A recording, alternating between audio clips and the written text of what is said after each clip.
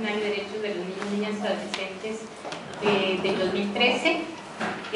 Para quienes no me conocen, mi nombre es Virginia Murillo, yo soy la presidenta ejecutiva de Defensa de Niños y Niñas Internacional.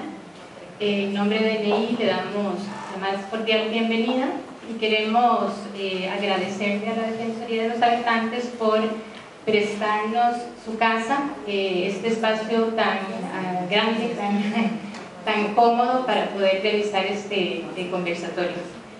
Antes de introducir a Jaime y agradecer su presencia, quisiera comentarles que los conversatorios se realizan desde el 2005.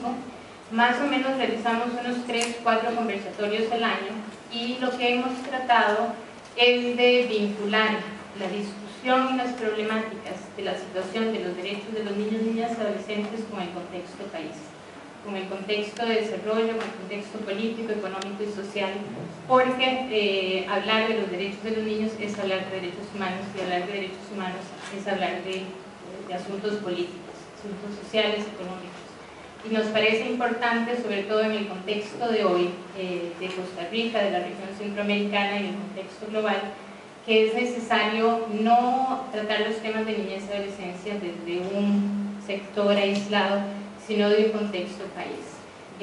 Sobre todo que nosotros, nuestro objetivo es luchar y construir una sociedades justas, solidarias, equitativas y respetuosas para que las personas menores de edad gozan y ejerzan sus derechos. No es casual que el primer conversatorio del año hayamos querido invitar a don Jaime. Jaime, además de ser un gran amigo de DNI, y no es la primera vez tampoco que lo tenemos en estos conversatorios, es un experto en derechos humanos, en gobernabilidad y un analista político. Y en el contexto electoral que estamos hoy en día en Costa Rica, y en contexto de los cuestionamientos de la gobernabilidad, nos parecía idóneo y muy oportuno los aportes y el análisis que Jaime nos pudiera dar, sobre todo que creo que todos tenemos grandes interrogantes sobre qué es lo que va a pasar con el país y qué pasa con la prioridad de los derechos de los niños, niñas y adolescentes en el contexto en que estamos y qué va a pasar en la próxima agenda electoral con los partidos políticos. Costa Rica y la región de Centroamérica cuenta con grandes inequidades, grandes desigualdades de oportunidades, donde los niños, niñas y adolescentes son los más afectados. Nos parecía importante hacer un cruce, intentar hacer un esfuerzo de tocar esos elementos de desigualdad, de equidad, de niños, niñas y adolescentes y el contexto electoral. Y plantearnos algunas interrogantes y que Jaime pudiera, pues muy titánicamente, con su amplia experiencia y conocimiento, pues ayudarnos a reflexionar cómo garantizar derechos humanos en el contexto tan frágil y tan inestable de hoy. Quisiera entonces en ese sentido darle la más cordial bienvenida a Jaime Ordóñez, agradecerle en nombre de DNI su presencia y de seguro vamos a aprovechar muchísimo el espacio y habrán de seguro muchas preguntas y interrogantes que queramos hacer.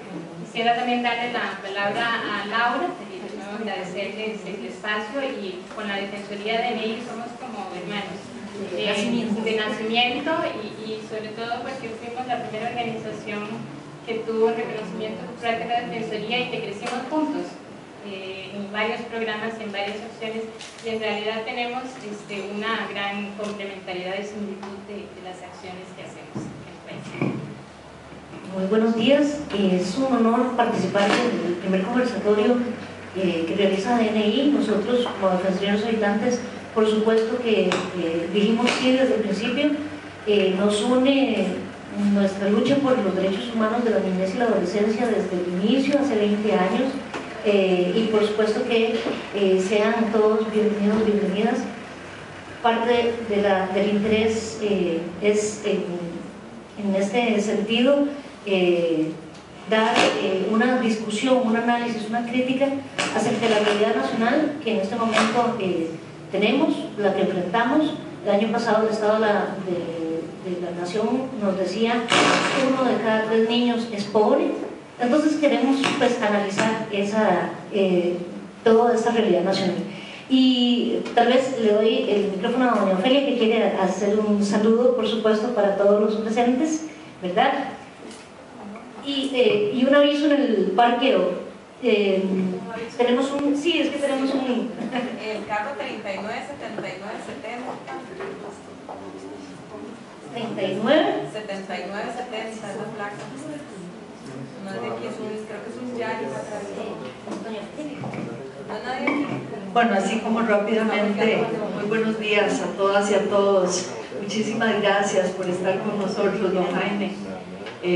Es un placer y un honor que venga un poco a ayudarnos en un tema tan importante como es la niñez y la adolescencia, sobre todo con sus conocimientos y con bueno, todo lo que ustedes nos pueden aportar el día de hoy, y por supuesto que con también los conocimientos de todos ustedes. Me imagino que habrá un intercambio interesante donde todos aprenderemos. Bueno, este es un tema, niñez y adolescencia, que para la Defensoría de los Habitantes es un bastión importante, no solamente aquí en la defensa de los derechos de niños, niñas y adolescentes, sino como un pilar importante de la sociedad costarricense. Tenemos que preocuparnos porque esos muchachos crezcan y se desarrollen en un ambiente apropiado, que les demos todo lo necesario para que sean ciudadanos, habitantes el día de mañana, que aporten a la sociedad. Y bueno, estoy segura de que el día de hoy va a ser muy provechoso para poder lograr un intercambio de ideas importantes sobre este tema tan vital para nosotros y por supuesto para ustedes y la sociedad costarricense. Muchísimas gracias por el aporte que nos hacen, y muchísimas gracias, Laurita, por este par de minutos. Yo tengo que correr a otra cosa, me disculpo de antemano, pero les dejo a todos un cariño y que aprovechen el rato de intercambio. Muchas gracias. Sí, gracias. Bueno, sin más, agradecemos a doña Ofelia la bienvenida y le pasamos la palabra a don Jaime. No, el placer es mío, Vicky, Laura, me alegra mucho poder estar acá. Básicamente yo iría para compartir notas con ustedes, aparte de un auditorio que encuentro gente muy querida y amiga de muchísimos años que ha venido trabajando en materia de derechos humanos durante tantas décadas en América Latina, como querido amigo Elías Carranza y varios, todos ustedes. Yo lo que, vamos a ver, lo que voy a hacer es un poquito comparar notas de lo que hemos venido investigando yo, aparte de mi cargo académico en la Universidad de Costa Rica como director de la Cátedra de Teoría del Estado. Dirijo hace casi una década un organismo, una ONG centroamericana que se llama Instituto Centroamericano de Gobernabilidad. Antes de eso, por cerca de 10 años, fui uno de los directores del programa del Instituto Interamericano de Derechos Humanos, y en alguna medida lo que puedo hacer es comparar notas de todo el proceso de evolución de esta discusión en los últimos 20 años y cómo vemos el país en este momento.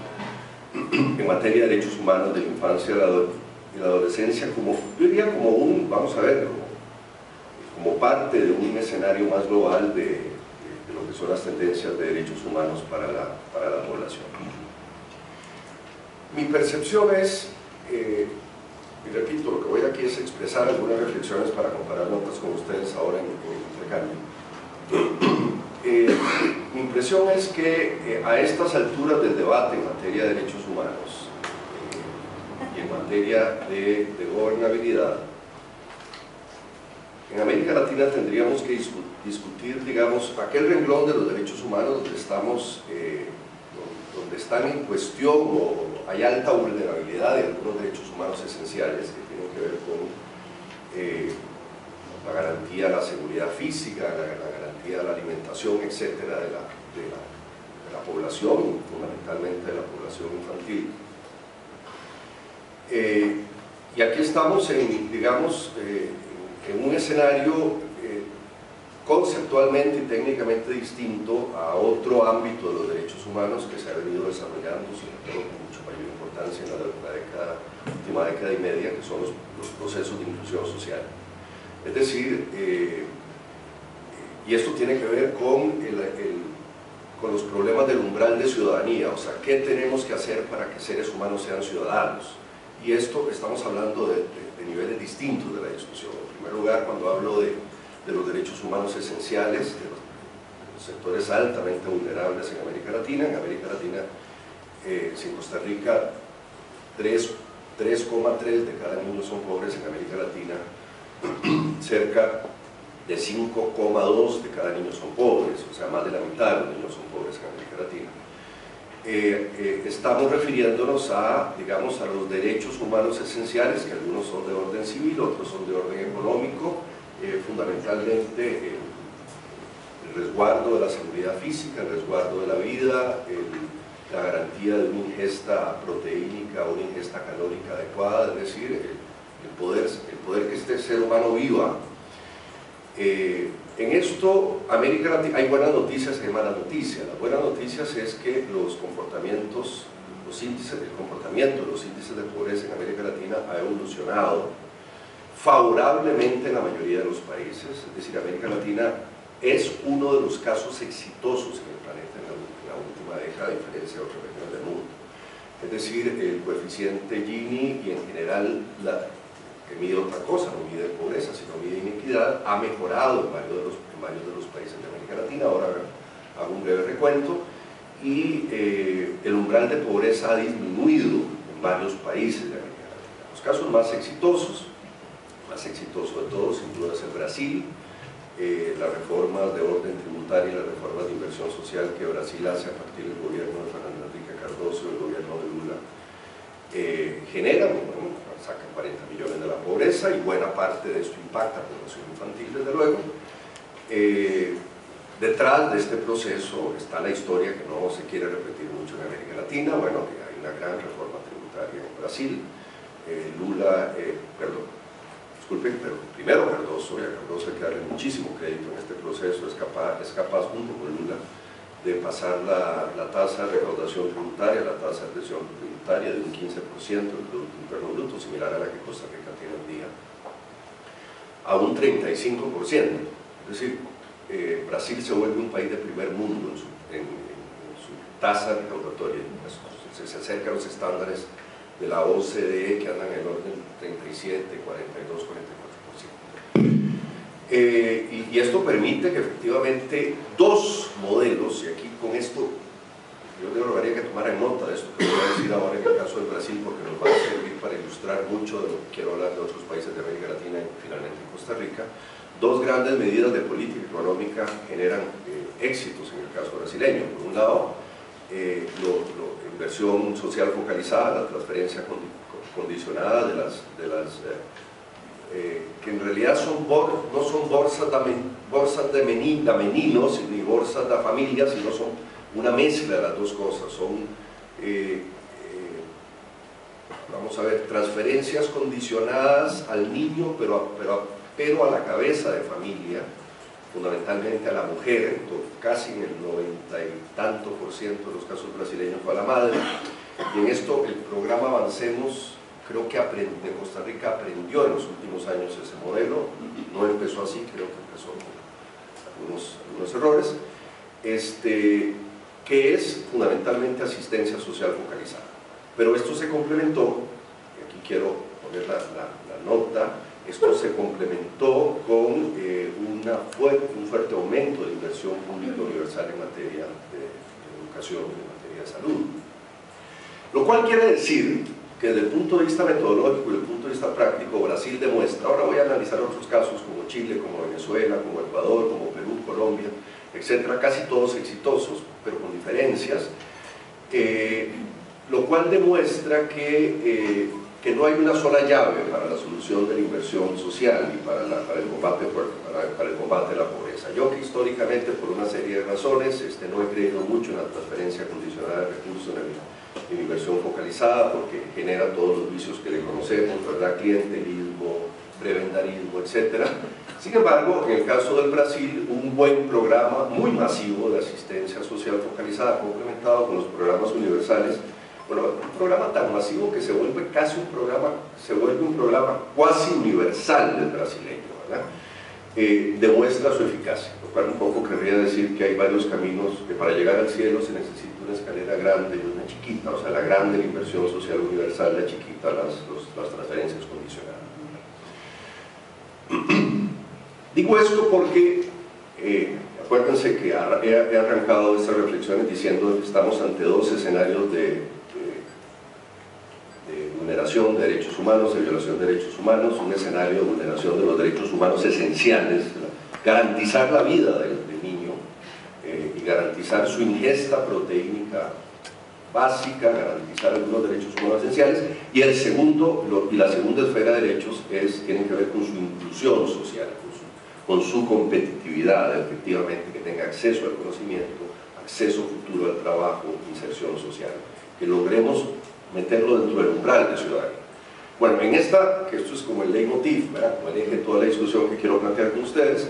En el caso del Brasil, ya he arrancado con este ejemplo, parecería que estamos ante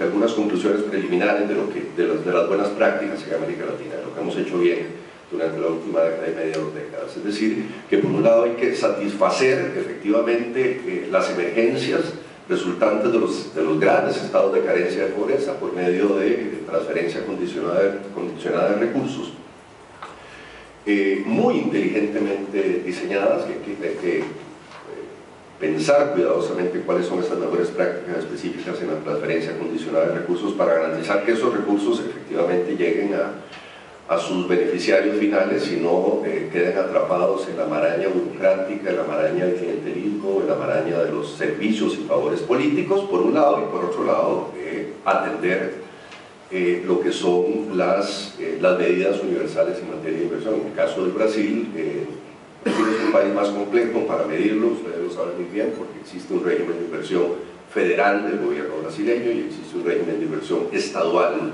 no únicamente en salud pública, no únicamente en educación pública, pero en salud pública y en otras serie de áreas. No podemos replicar exactamente el caso brasileño al de otros.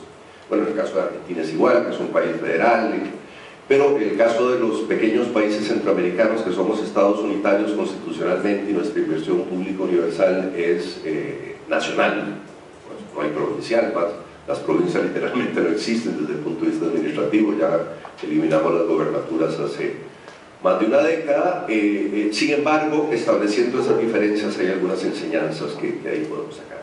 Quiero, Vicky, Laura, colegas, vamos a ver, ahondar un poquito o desagregar un poquito algunas de esas enseñanzas. En un trabajo, vamos a ver, ¿qué hace Brasil exitosamente y qué hace Brasil para resolver el tema de algo que es absolutamente esencial, que es la retención escolar? Si a mí alguien a estas alturas del partido me diría cuál es el factor clave en una sociedad, salvo, digamos, la solución de problemas esenciales de protección de derechos humanos básicos, vamos a ver, la garantía física del niño que está en la calle desamparado, que bueno, hubo violaciones importantes de derechos humanos en América Latina, ustedes lo saben, en Guatemala, en Colombia en su día, en una serie de otros países donde había que ir a recoger a los niños de la calle. Pero si a mí alguien me dice hoy día cuál es, escoja una política pública que logre solucionar las dos formas de vulnerabilidad, o sea, la violación a los derechos esenciales, esta primera esfera que hemos hablado, y la segunda esfera que estamos hablando, yo diría sin duda el factor de la retención escolar. Entre mayor retención escolar logremos en nuestras sociedades, mayor efectiva será la tutela en general de todo el universo de derechos humanos de protección de la infancia. Entre menor habrá mayor vulnerabilidad.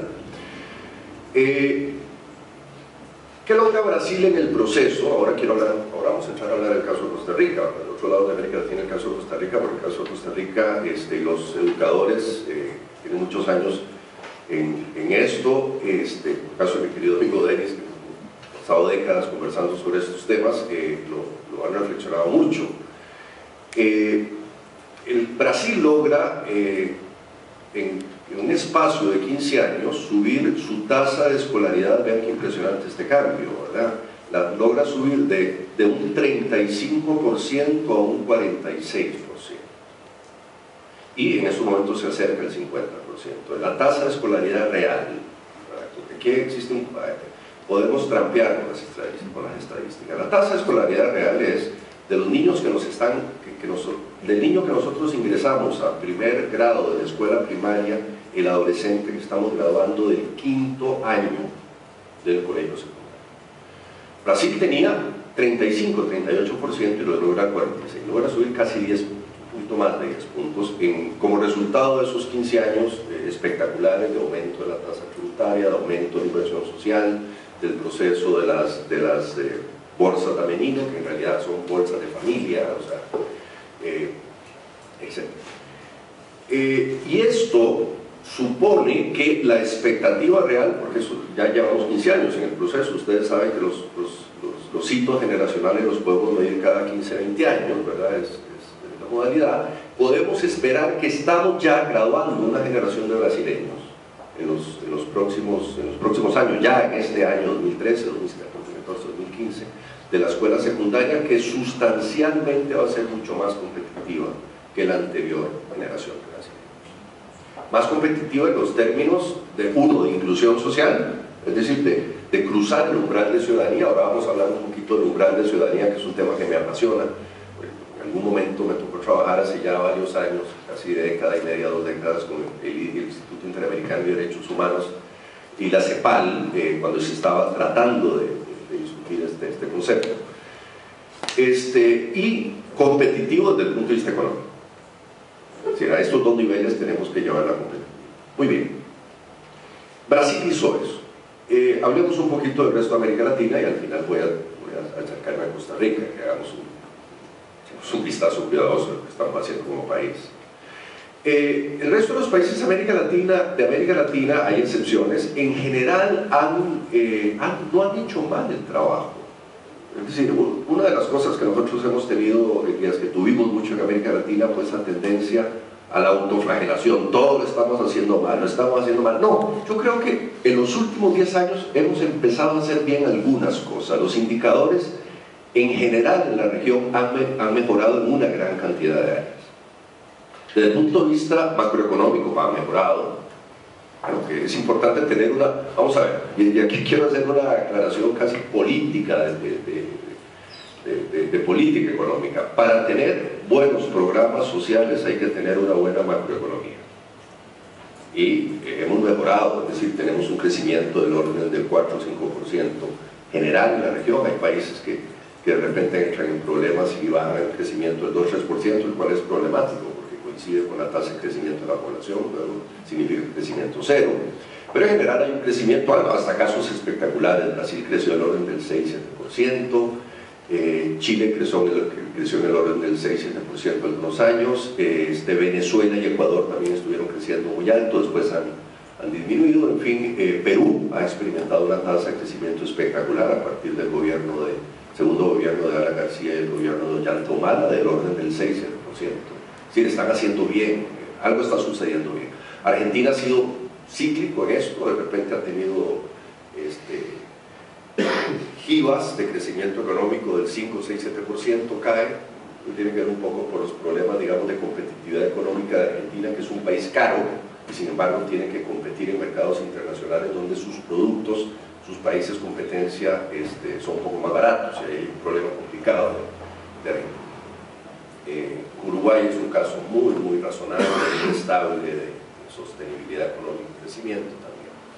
En todos estos casos hemos encontrado, prácticamente sin excepción, porque el otro día, comparando los indicadores de lo que estamos haciendo en América Central, América Central es mi negocio, donde ando, moviéndome, haciendo reformas de gobernabilidad, en todos estos países hubo un aumento sustancial de la inversión pública en educación, inversión pública en salud. Es decir, la clave del éxito parecería estar de por qué la región, América Latina, es un continente bastante más prometedor. Ahora voy a decir en cuáles cosas no es prometedor. cuáles son nuestros grandes defectos en América Latina.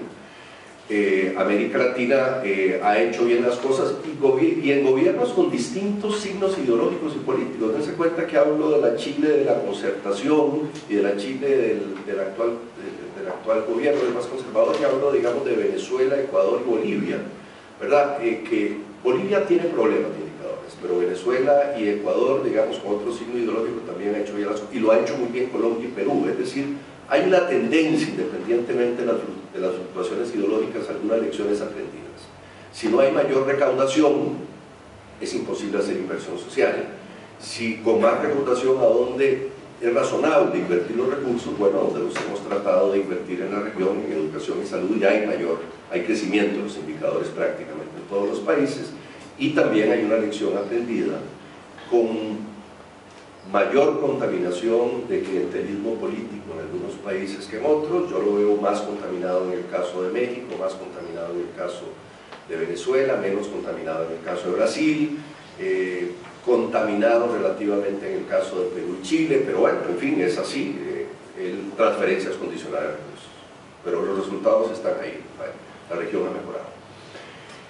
En este escenario, sin embargo, ahora voy a llegar a Centroamérica, porque América Latina se nos está dividiendo en dos peligrosamente. Una cosa son estas mejores prácticas de América del Sur, que van de Colombia para abajo, y otras son la ausencia de mejores prácticas de Panamá para arriba, incluido la zona de Chiapas, yo diría, y México, que en estos momentos es un laboratorio peligroso y sorpresivo que no sabemos hacia dónde va, para qué ver. Es decir, no podemos decir que la región se comporte igual. Hay, sin embargo, una gran vulnerabilidad en la región, una enorme vulnerabilidad en la región, a pesar de estas buenas noticias que son que yo diría que son las muy malas noticias que tendría que relatar. Y es que, salvo el caso de Brasil, de nuevo, que fue capaz de subir su tasa, su porcentaje de inversión en investigación y desarrollo en la última década y media a 1% del Producto Interno Bruto, es decir, del dinero que Brasil le invierte a educación y a desarrollo, fue capaz de coger un 1% del Producto Interno Bruto y meterlo en investigación y desarrollo, en sus procesos universitarios, en sus procesos de ciencia y tecnología, en educación terciaria, educación secundaria, institutos especializados, talleres de laboratorios informáticos para los niños de escuela primaria, etcétera, etcétera, etcétera. Lo que eso supone, el resto de América Latina no es capaz de subir ni siquiera el 0,4% del Producto Interno Bruto en investigación y desarrollo, mientras el resto de los países de la OCDE invierten cerca del 3% del Producto Interno Bruto, por no hablar del caso de los países exitosos de Asia. Es decir, los tigres asiáticos tienen una inversión sostenida, algunos en investigación y desarrollo, de cerca del 4% del Producto Interno Bruto. Les hablo del caso de Taiwán, el caso de Corea, el caso de países de gran competitividad en el mercado internacional, como el caso de Nueva Zelanda, el caso de Sudáfrica, el caso de Israel, etc. Aquí hay una trampa, porque la capacidad de tener, vuelvo un poco al postulado que planteé, no podemos hacer inversión social ni política social o política económica social razonable si no tenemos una macroeconomía sana. Postulado número 1, postulado número 2, no podemos tener una macroeconomía sana si no somos competitivos como región y como países en el contexto internacional. Y para esto necesitamos meterle conocimiento a nuestro proceso productivo, conocimiento a nuestros productos de exportación. Si nosotros no hacemos eso correctamente y no lo estamos haciendo, no vamos a ser competitivos como región en el largo plazo. Le digo esto a América del Sur, le digo esto desde luego a Centroamérica. Estoy salvando una excepción toda América Latina, que es Brasil, país que ya se despegó de la sexta economía del planeta, es uno de los ejes de los BRICS, como ustedes saben, ¿verdad? Es decir, Brasil podía estar en otro lado, o sea, podía estar ubicado en Europa en estos momentos, podría ser una enorme isla al lado de Japón y de Corea, etc. Portarse de esa manera. ¿Cuál es un problema? ¿Cuál es un problema? Porque ha sucedido lo siguiente. Discúlpenme que haga esta digresión, porque para hablar de derechos humanos tenemos que tener el panorama más o menos claro, donde estamos ubicados. Porque lo que sucedió En la última década y media, 2 décadas, hay varios trabajos de los principales economistas del planeta en estos momentos, cuando analizan América Latina, dicen, bueno, América Latina